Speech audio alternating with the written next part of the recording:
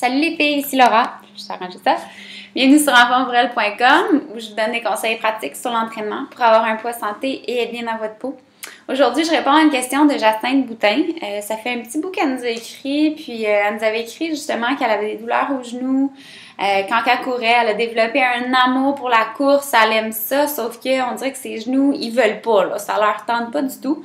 Donc, elle veut savoir un peu le pourquoi derrière tout ça. Je vous dirais, dans le fond, la première étape, comme Maxime il a bien dit, là, c'est de consulter un physiothérapeute. C'est la première partie parce que ça peut être une plus grande douleur que juste de l'usure ou quoi que ce soit. Fait qu'il faut vraiment faire attention, consulter en premier. Puis après ça, on peut trouver des remèdes en tant que kinésiologue. C'est un petit peu plus facile pour nous. Parce que dans le fond, on veut pas on veut pas causer un plus grand problème que qu'est-ce que c'est vraiment.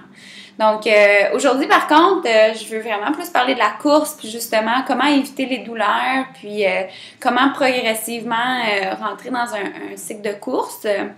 Donc, je sais qu'il y en a beaucoup de femmes qui aimeraient vraiment courir, mais c'est comme très pénible pour eux autres de courir au début. Puis, je dis ça, mais moi, c'était de même au début. J'étais une joueuse de soccer, puis j'adorais courir après le ballon, jouer au soccer, mais aller courir dehors, c'était comme... je voulais rien savoir. J'aurais fait du Stepmaster pendant 2 heures avant de faire ça. Donc, je vais un petit peu vous en parler, puis comment que moi, j'ai réussi à trouver, dans le fond, ça me fait comme une sorte de méditation, là, quand que je fais ça. Fait que je vais expliquer un petit peu comment que c'est arrivé à ce point-là, puis comment partir, justement, et bien s'entraîner pour, justement, pas avoir les douleurs. Y a-t-il autre chose que la progression, de bien s'adapter, des suppléments, des choses comme ça? Je vais peut-être en parler un petit peu plus dans la deuxième capsule.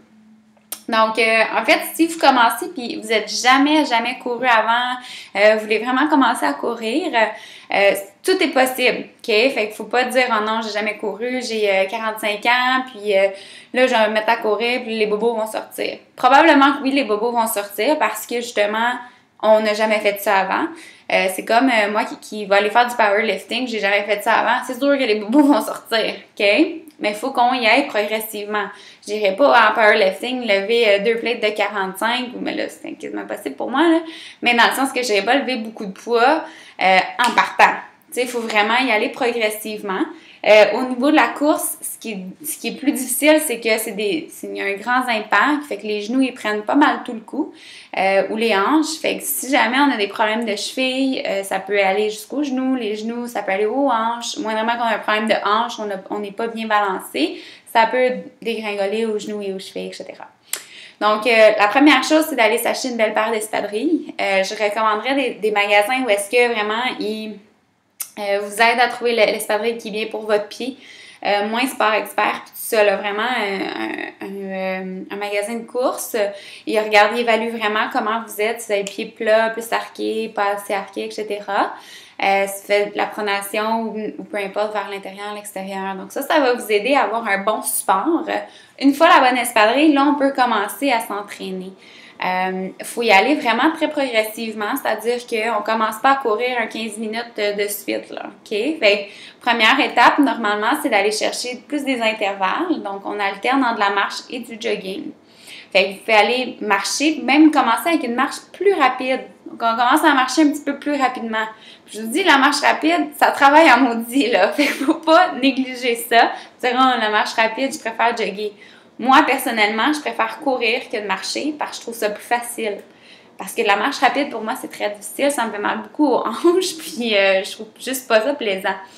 Mais ça peut être une étape marche rapide. On commence avec ça. La première semaine, on développe une habitude. On dit, OK, moi, je pars, je m'en vais dehors. Je marche 4-5 fois par semaine. OK, il y a 3 fois où est-ce que c'est vraiment intense. 2 autres fois, c'est plus modéré. Plus longtemps, moins intense. OK? Deuxième semaine, on commence à intégrer le jogging. Mais si on y va à l'extérieur, c'est super le fun. Tu peux dire, OK, ben je commence à marcher, je vais jogger entre ce poteau-là et ce poteau-là. Ça peut être des poteaux très proches. Mais juste le fait que tu te mets en mode jogging, ça va vraiment travailler différents muscles. Ça va t'aider à justement t'adapter un peu à ça. Dans la deuxième capsule, je vais vous donner un petit peu plus de trucs. Là, c'est sûr que c'est très bref, mais je peux en parler longtemps. Fait que je vous reviens dans 2 petites secondes avec la deuxième capsule. À tout de suite.